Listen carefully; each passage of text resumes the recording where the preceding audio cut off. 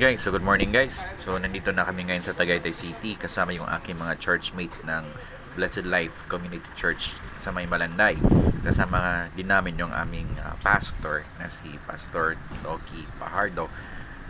So umalis kami ng Valenzuela around 5 a.m. So nakarating kami sa may Tagaytay mga 7 plus ng umaga. So mabilis lang naman yung biyahe. So, hindi namin na-expect guys na ganito pala kalamig dito sa may Tagaytay City. And nasabayan pa ng hindi magandang panahon. So, kaya lalong lumamig. Kaya makikita nyo guys yung fog na pakakapal.